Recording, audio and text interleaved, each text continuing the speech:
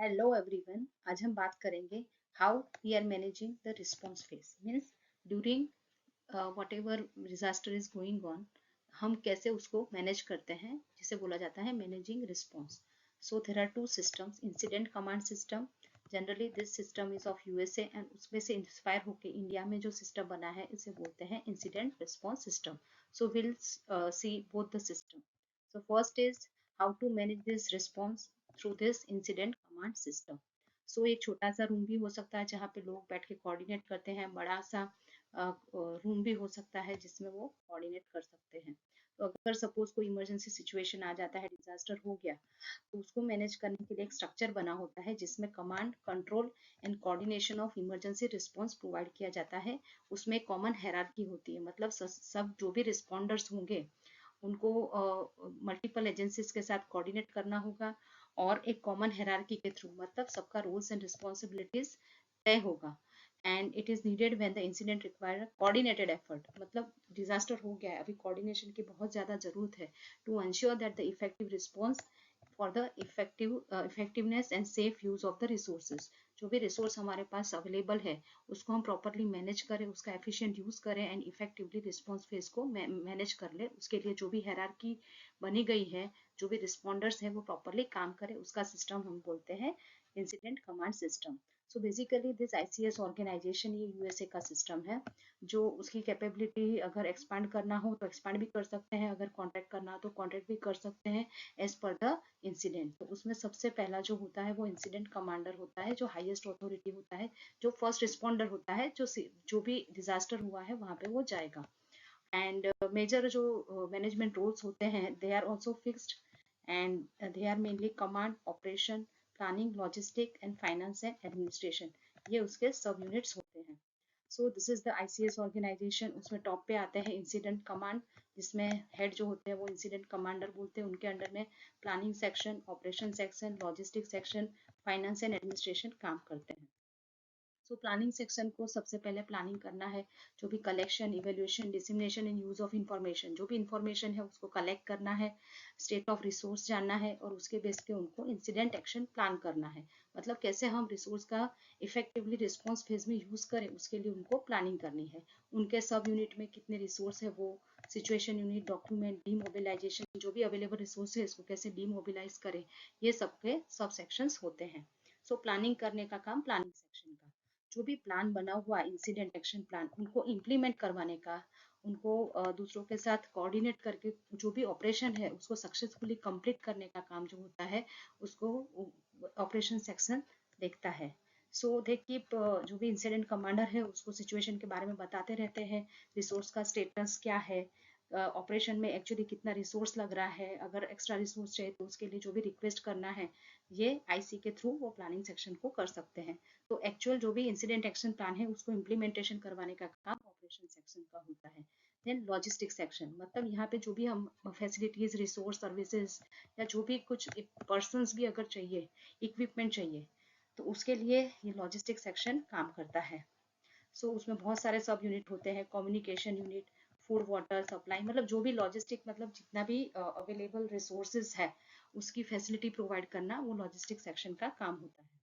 Then finance and administration, as the name suggest, उनको major जो काम करना होता है, जो भी कॉस्ट होता है प्रोक्योरमेंट का, फिर रेम्बर्समेंट का, जो भी मतलब कॉस्ट का ट्रैक करना, रिकॉर्ड रखना, रिक्वेशन और एडमिनिस्ट्रेटिव एफर्ट करना to procure all the resource requirement, उसके लिए वो फाइनेंस एंड एडमिनिस्ट्रेशन सेक्शन काम करते हैं। तो उसमें time compensation unit, cost unit, procurement unit, ये सब यूनिट होते हैं। तो ये सब at the time of incident या at the time of disaster coordinately काम करते हैं और इंसिडेंट कमांडर को वो रिपोर्ट करते हैं and effectively try to manage the response phase. Similarly in India, this system we are calling it as incident response system। तो जो यूएसए की सिस्टम थी वो देखा गया गवर्नमेंट ऑफ इंडिया की तरफ भी बहुत ही कॉम्प्रिहेंसिव है, बट हमारा थोड़ा एडमिनिस्ट्रेटिव स्टेटस अलग है। तो हमारा जो सेटअप है उसमें हम कैसे इस सिस्टम को हम इम्प्लीमेंट कर पाए, इसलिए उन्होंने बनाया इंसिडेंट रिस्पॉन्स सिस्टम। और this is given in our ND by NDMA under this DM act 2005, कि कैसे हम इफेक्टिवली हमारे इंडिया में डिजास्टर को मैनेज कर पाए थ्रू अवर आईआरएस सिस्टम। तो उसका विजन क्या है? To minimise the loss of life and property by strengthening and standardising the disaster response mechanism in the country. कभी भी इंडिया में अगर कोई डिजास्टर होता है तो एक प्रोसीजर फॉलो किया जाए, जैसे स्टैंडर्ड ऑपरेटिंग प्रोसीजर बोलते हैं, एसओपी। तो उसको स्टैंडर्डाइज करने के लिए, ताकि minimum loss of life and property हो, इसके लिए आईआरएस सिस्टम का डेवलपमेंट हुआ under this DM act by NDMA. So IRS organisation function करता है through IRTs, means incident response teams. ये सब टीम्स बनती है अंडर डीएमए 2005। तो उसमें रिस्पॉन्सिबल ऑफिसर डेजिग्नेट किया जाता है स्टेट लेवल पे एंड डिस्ट्रिक्ट लेवल पे, जो ओवरऑल इंचार्ज होते हैं आईआरएस सिस्टम के। इंसिडेंट कमांड सिस्टम में इंसिडेंट कमांडर होता है यहाँ पे रिस्पॉन्सिबल ऑफिसर, और वो अपनी जो ड्यूटी है और रिस्पॉन्सिबिलिटीज है वो इंसिडेंट कमांडर और दूसरी जो आईआरटीज की टीम है उनको भी डेजिग्नेट कर सकते हैं। सो ये जो आईआरटीज मतलब इंसिडेंट रिस्पॉन्स टीम जो होती है वो अलग अलग लेवल पे बनती है, स्टेट, डिस्ट्रिक्ट, सब डिवीजन, तहसील, ब्लॉक, विलेज एक्सेट्रा। तो जैसे ही अर्ली वार्निंग मिलता है कि कोई डिजास्टर होने वाला है, तो रिस्पॉन्सिबल ऑफिसर थ्रू आईआरटीज वो एक्टिव हो जाते हैं। अगर कोई वार्निंग नहीं भी मिलता है तो भी वो उनके साथ कांटेक्ट में रहते हैं। अगर कोऑर्डिनेशन की जरूरत पड़ी एट डिफरेंट लेवल की भाई एयर सपोर्ट चाहिए, एयरफोर्स के एरोप्लेन का काम है, तो उस केस में एक नोडल ऑफिसर भी असाइन किया जाता है apart from responsible officer and incident commander. So RO and nodal officer के अलावा भी दो स्टाफ होते हैं, command staff and general staff. So हमारा जो इंडियन सिस्टम है आईआरएस का, उसमें सबसे बड़ा ऑफिसर वो रिस्पॉन्सिबल ऑफिसर, उसके अंडर में इंसिडेंट कमांडर, उनके अंडर में information and media officer, safety officer and liaisoning officer होता है। अगर इंसिडेंट कमांडर को लगे तो अपने अंडर में वो डेप्यूटी भी असाइन कर सकता है। और अगर एयर ऑपरेशंस की जरूरत हुई तो इंसिडेंट कमांडर या ऑपरेशन सेक्शन के साथ कोऑर्डिनेट करके एक नोडल ऑफिसर जो होता है वो कोऑर्डिनेट करेगा और एयर ऑपरेशन को सक्सेसफुली वो लोग पार करते हैं। So under this incident commander, तो ये जो है वो इंसिडेंट कमांडर के अंडर काम करेंगे, और ये जो operation planning and logistic section वो जनरल स्टाफ में आते हैं। सो हमारा जो कमांड स्टाफ है उसमें incident commander, information media officer वही इंफॉर्मेशन देगा मीडिया को, ताकि एक ही इंफॉर्मेशन सब में पास ऑन हो। सेफ्टी ऑफिसर सेफ्टी देखते हैं, लाइजनिंग ऑफिसर अगर कुछ कम्युनिकेशन करना है between the affected community and official staff, तो उसके लिए लाइजनिंग ऑफिसर भी हो सकते हैं जो लाइजनिंग के लिए काम करते हैं।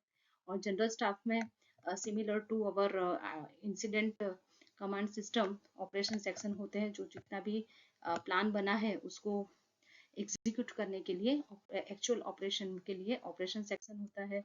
प्लानिंग सेक्शन जो पूरा collection, evaluation, display of incident information करके जो इंसिडेंट एक्शन प्लान बनाते हैं उसी को वो ऑपरेशन सेक्शन वाले इम्प्लीमेंट करवाते हैं। तो डीमोबिलाइजेशन प्लान मतलब कितने कितने इक्विपमेंट कहाँ पे रखे जाएंगे वो सब के प्लानिंग करते हैं, जो ऑपरेशन सेक्शन से सक्सेसफुली कंप्लीट करते हैं। And logistic and finance section, जो भी facility, resource, available material, equipment वो कैसे सबको पहुंचाया जाए, कैसे उसका लॉजिस्टिक मंगवाया जाए, और कैसे उसको फाइनेंस के थ्रू उसको प्रॉपरली एग्जीक्यूट किया जाए उसका देखते हैं। सो अल्टीमेटली जो जनरल स्टाफ है it is similar to ICS system, but apart from that responsible officer, then nodal officer, licensing officer, safety officer, वो सब थोड़े अलग होते हैं as per our administrative status. So by using such system in India, now we are in position to effectively tackle the response phase in a proper effective manner through IRS system, that is incident response system. अगर आपको ये lecture अच्छा लगा तो please like करें, share with other students also, comment भी करें and subscribe करें my channel if you haven't subscribe it yet. Yeah, thank you.